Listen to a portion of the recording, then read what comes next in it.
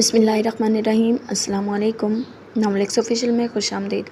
Novel ओ मानिंदा माही इस्त व chancy असकलम एमन वकार किस्त नंबर 6।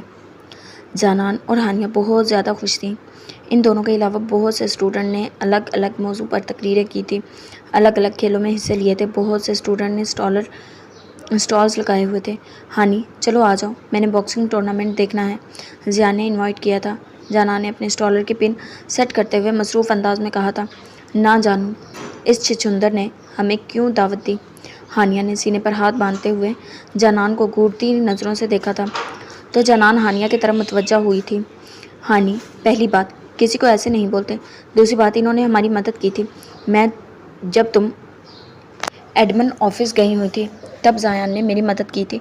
तुम्हें तो अंदाज़ा है, जब बहुत ज़्यादा लोग देख लूँ तो मेरी तबीयत ख़राब होना शुरू हो जाती है। तब जायान ने हिम्मत दिलाई और जब स्टेज पर पहुंच गई तो बस जायान की बात को दिमाग में रखा कि वहाँ सिर्फ एक शख्स मौजूद है। कौन था वो मौसूफ? हानिया ने दोबारा जायज़ा लेती नज़रों से जानान से पूछा। जियान। जानान ने मुस्कुराती नज़रों से बोली। और पता, जब कुछ बेहतर हुई तो तब जाकर मैंने अपनी तकरीर अच्छे से पेश की।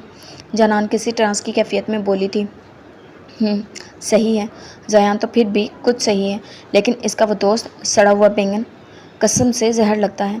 हानिया ने अली का सोचते हुए गंदी सी शक्ल बनाई थी, लेकिन जानान की घूरी पर इसकी बिगड़ी हुई शक्ल सुधर गई थी। हानी, कितनी दफ़ा बोलूं कि किसी को ऐसे नामों से नहीं पुकारते। जानान ने दाईं जानिब का आईब्रो रेज करते हुए हानिया से कहा था।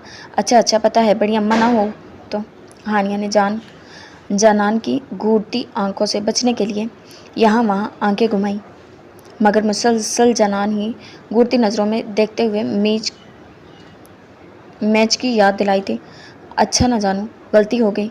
चलो, मैच शुरू हो चुका होगा। हानिया पीछे से मुस्कुराई थी। जानान और हानिया जब बॉक्सिंग ग्राउंड में पहुंची तो अली और बासित को आपस में लड़ते हुए देखा था। पहले तो अली ने बासित का अच्छे से मुकाबला किया, लेकिन आखिर में खुद ही लड़ना छोड़ दिया। सब हैरान थे कि अभी तक अच्छे से मुकाबला कर रहा था कि अचानक से क्या हुआ। जानू यार, मुझे लग रहा है कि या फिर वाकई ऐसा है, ये छिछुंदर अभी तक तो अच्छा भला खेल रहा था, अचानक क्या हो गया। हानिया ने जांचती नज़रों से अली को मार खाते देखा था। हाँ, मैं भी हैरान हूँ। जानान ने हैरानी से अली को पिटते हुए देखा था। खैर, जब रैंकिंग से जब बाहर आएगा तो पूछेंगे, हानिया ने जानान से कहा था, मगर नज़रों का मरकज़ अभी अली ही था। देखते ही देखते एक आखिरी पंच और अली ज़मीन बोस हुआ था। अली जब रिंग से बाहर आया तो जानान ने अली को मुखातिब किया। अली भाई, आप अच्छा भला खेल रहे थे तो अचानक मुकाबला क्यों छोड़ दिया? जानान ने दिल में आया सवाल किया था। कान हानिया के भी अली और जानान की जानिब मुतवज्जा थे, मगर आंखें इधर उधर घूम रही थी। मिस हिजाबन, वो क्या है ना, असल में अगर मैं जीत जाता तो फाइनल में मुझे अपने जिगरी यार से फ़ाइट करनी पड़ती, इसलिए अपनी हार को चुना। अली बात सुनते जानान ने समझते हुए अंदाज से सर हिलाया था। इस तरह फाइनल मैच बासित और जायान तय पाया था। 10 मिनट की ब्रेक के बाद दोबारा से मैच शुरू हुआ था। माइक में जायान का नाम पुकारा गया। जायान रिंग में आया था। सामने ही जानान को खड़े हुए पाया। जानान को देखकर इसके चेहरे पर खूबसूरत सी मुस्कुराहट आई थी। जायान को दिली खुशी महसूस हुई थी। जानान ने हाथ में से अंगूठे दिखाए थे, इसको बेस्ट ऑफ लक कहा था, साथ में दिल से इसको कामयाबी की दुआ दी थी। 1 2 3 स्टार्ट। दोनों तैयार थे, पुरजोश थे। शुरू बासित ने किया था। बासित ने जायान पर पहला हमला किया, जिसको जायान ने बर वक्त नीचे झुककर नाकाम बनाया था। बासित ने दोबारा वार करना चाहा जायान के चेहरे पर, लेकिन जायान ने इसके हाथ को रोककर उल्टे हाथ से 2 पंच रखकर इसके मुंह पर जड़ दिए थे, जिससे उसके नाक की हड्डी टूट गई थी। उसके साथ बासित ज़मीन बोस हुआ था। हर तरफ नारेबाजी शुरू हो गई थी। कोई जायान को चेयर अप कर रहा था तो कोई बासित की तरफ से था, इसकी हौसला अफजाई कर रहा था। 2 मिनट की ब्रेक के बाद दोबारा मैच स्टार्ट हुआ।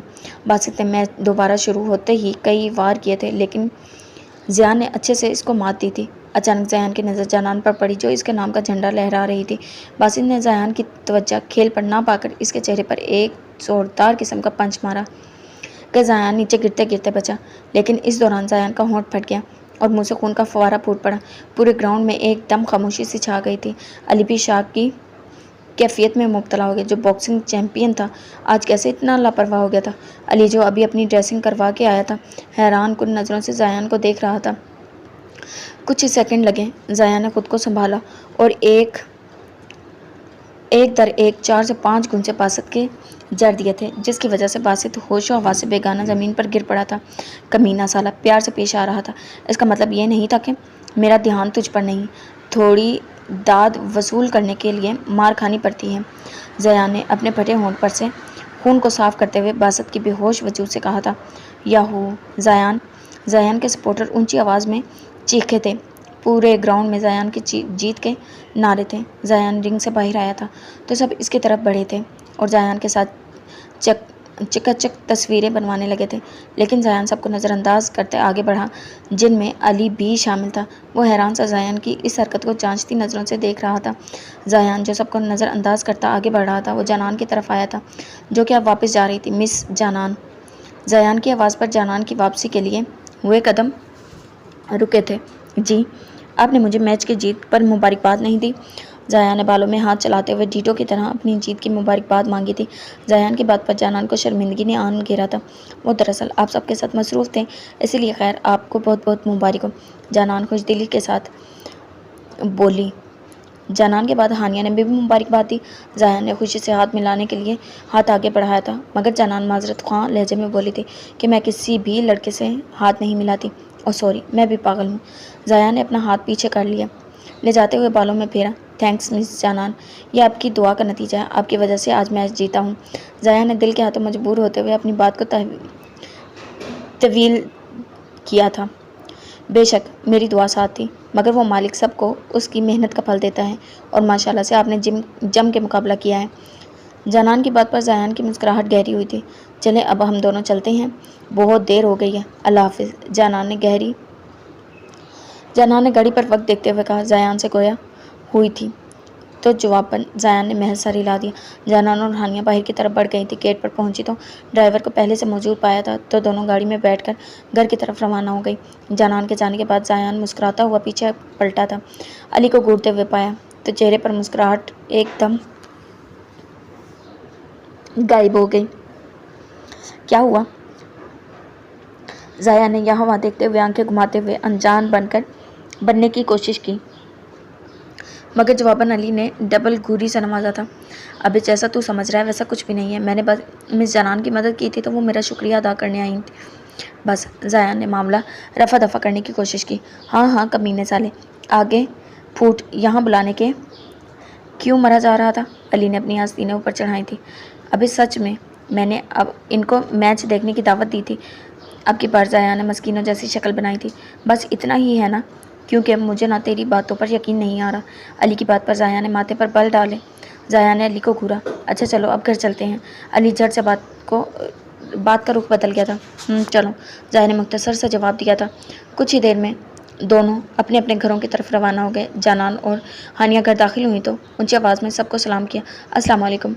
हाल में मौजूद सब लोगों ने एकदम एकजान होकर सलाम का जवाब दिया था। वालेकुम अस्सलाम। आ गई हमारी चैंपियन बच्चियाँ?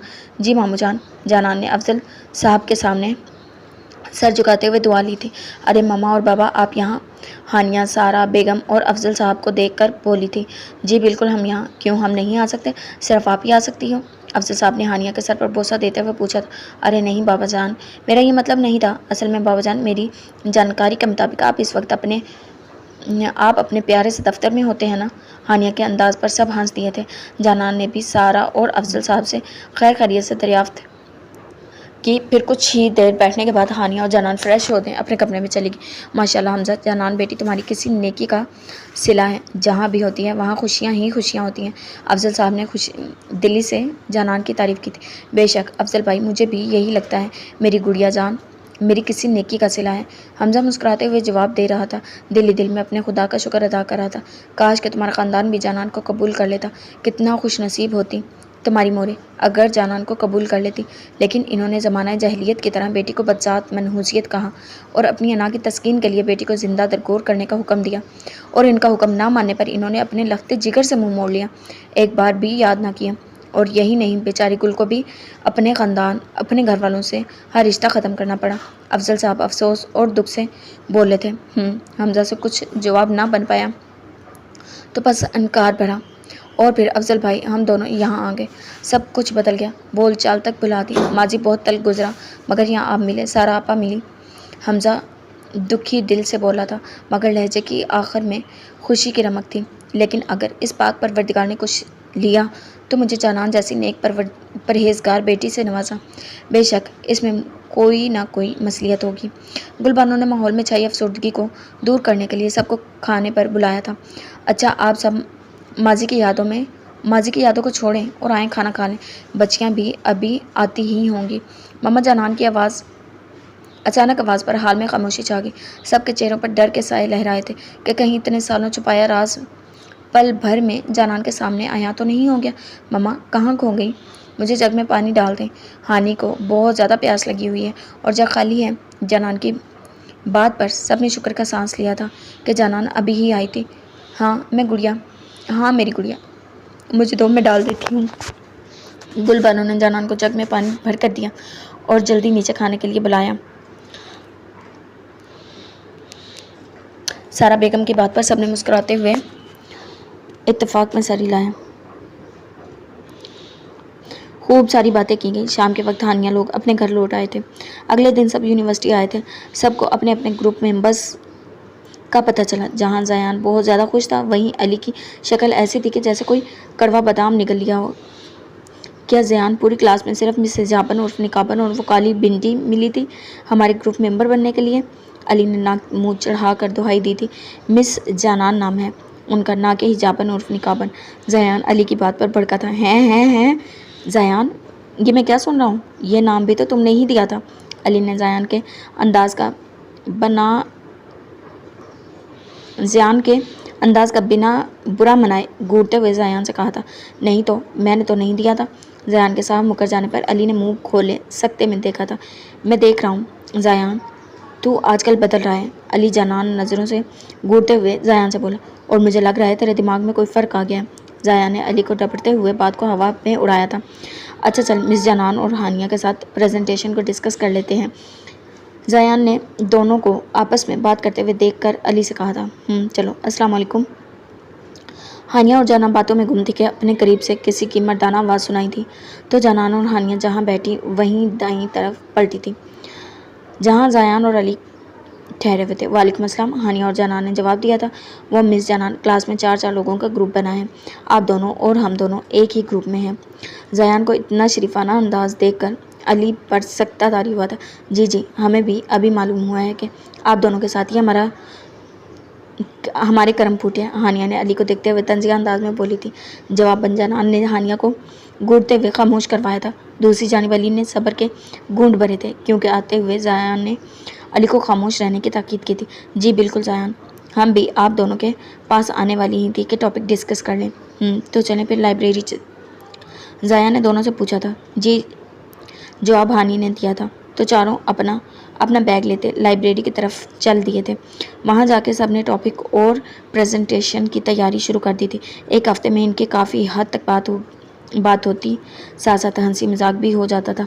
चारों ने खूब मेहनत की थी और अल्लाह पाक ने मेहनत का सिला भी अता किया था। प्रेजेंटेशन में इनका ग्रुप फर्स्ट आया था। वक्त तेज़ी से गुजर रहा था। इसी बीच इन चारों की अच्छी खासी दोस्ती हो चुकी थी। अली और हानिया में भी लड़ाई कम होती थी, लेकिन कोई मौका नहीं छोड़ते थे एक दूसरे को जलील करने का। 2.5 साल बाद इस अर्सा में ज़यान ने जानान से अपने इश्क का एतराफ़ अली के सामने किया था कि वो जिसको सिर्फ पसंदीदगी समझ रहा था, वो तो इसका इश्क बनकर, इसकी रगों में खून बनकर दौड़ रहा था। अब सिर्फ 1 महीना रहता था। इन सबको फाइनल एग्ज़ाम्स होने वाले थे और मैं और ज़यान ने भी पक्का इरादा कर लिया था कि पेपर्स के बाद जानान से अपने इश्क का इजहार करेगा और शादी के लिए प्रपोज़ करेगा। मगर दूर खड़ी किस्मत ज़यान के इश्क पर अफसरदा सी मुस्कुराई थी। शायद ज़यान की किस्मत में खुशियाँ लिखी थी या शायद अभी इम्तिहान बाकी था। ये सब तो वक्त ही जानता था। लेकिन कहते हैं ना कि इश्क हमेशा अधूरा रहता है, तो क्या ज़यान का इश्क अधूरा रह जाएगा या मिल जाएगी इसके इश्क को मंजिल? जारी है। जी तो जनाब, ये थी हमारी आज की एपिसोड। उम्मीद करती हूँ पसंद आई होगी। मिलते हैं नेक्स्ट एपिसोड के साथ। अल्लाह हाफिज़।